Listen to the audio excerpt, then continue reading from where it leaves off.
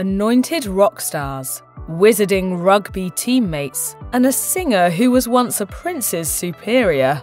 Say what you will about the royal family, they're social butterflies with eclectic tastes.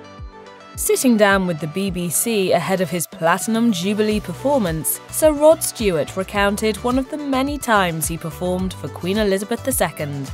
He said she was scared that he would sing his 1978 hit, "Do You Think I'm Sexy?" But Stewart instead broke out into "As Time Goes By" from Casablanca. Once their fears were assuaged, Stewart reported the Queen and Prince Philip smiled broadly at his performance.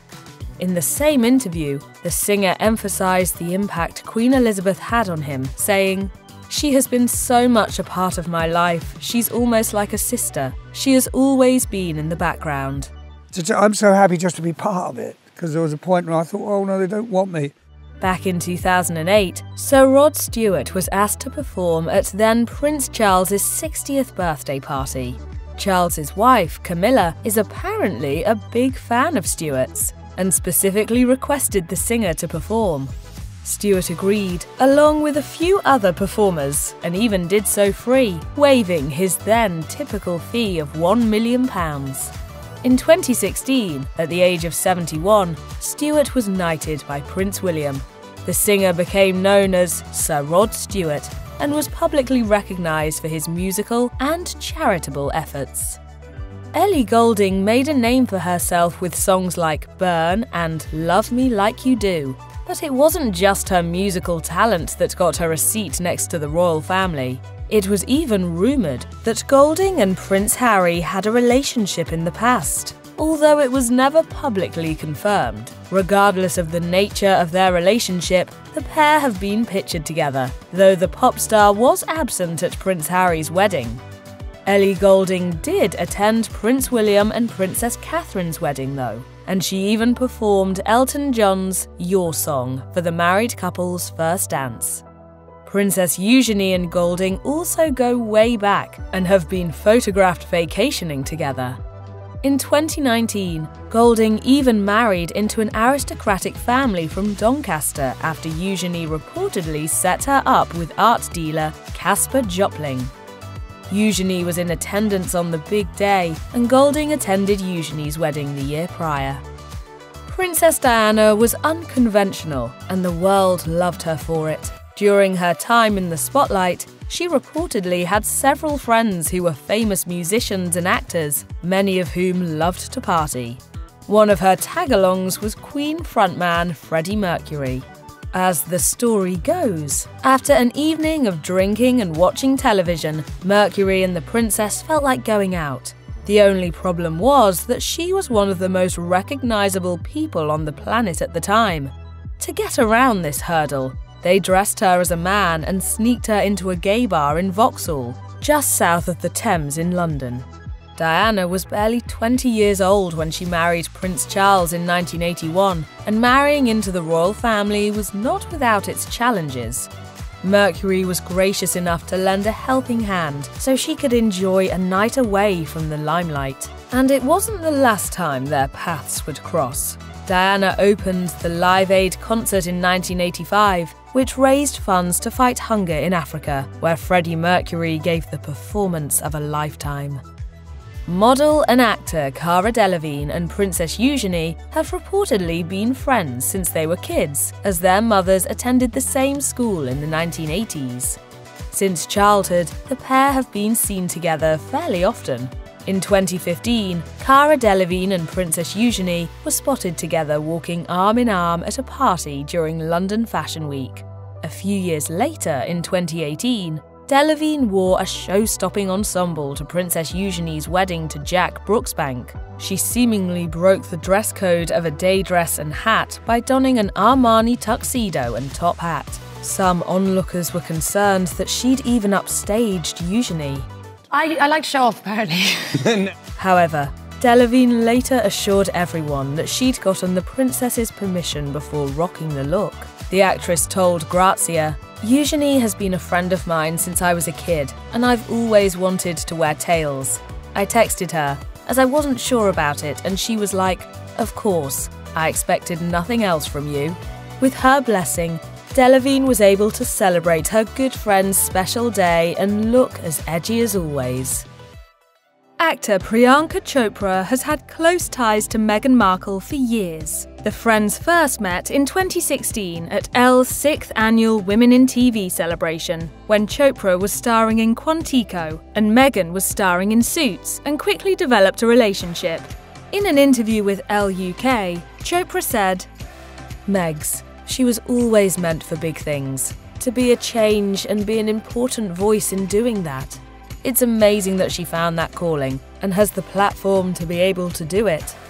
In May 2018, Chopra attended Meghan and Prince Harry's wedding, and after Meghan's 40th birthday in 2021, Chopra took to Instagram and revealed she'd been asked by her friend to take part in a special initiative. The Duchess of Sussex has asked 40 of her friends to take 40 minutes to support women getting back into the workforce.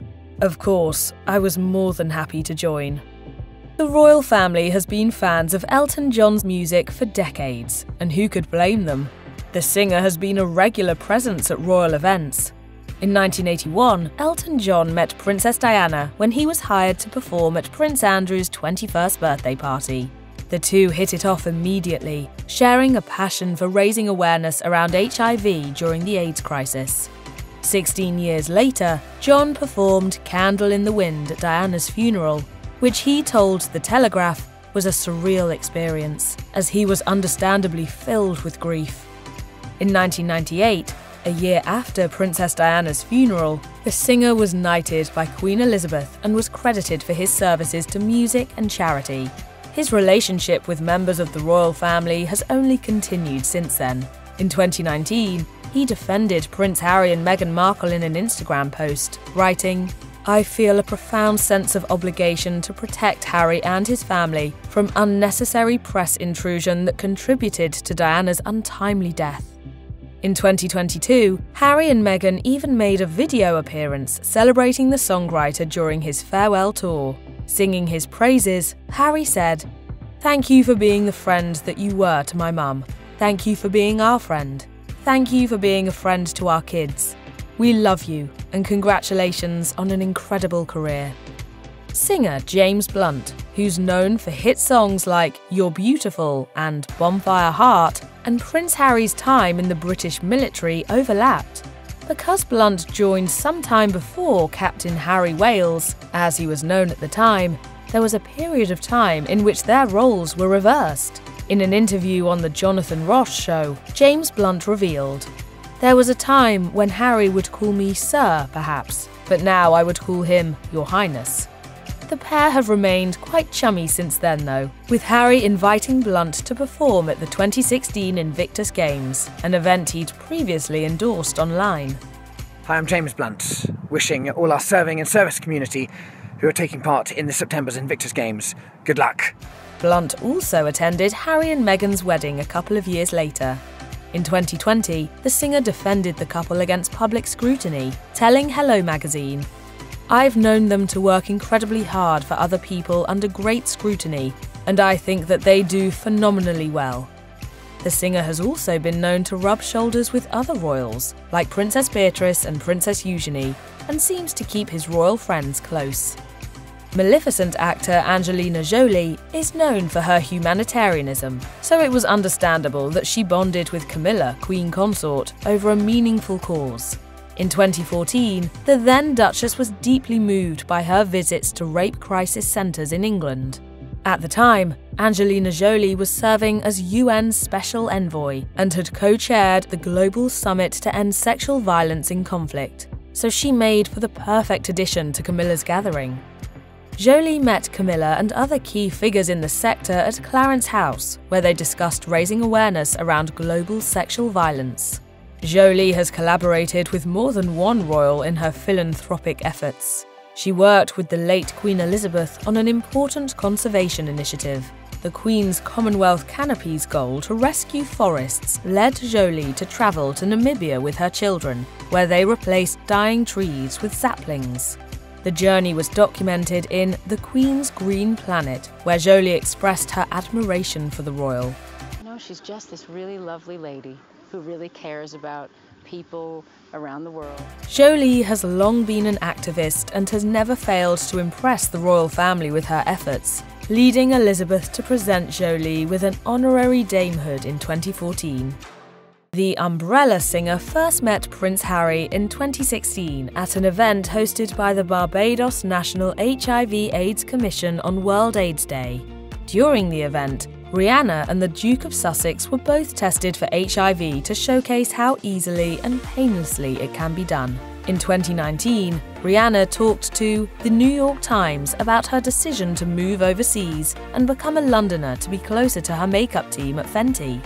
While the celeb never confirmed, some sources claim she struck up a friendship with Meghan Markle around that time.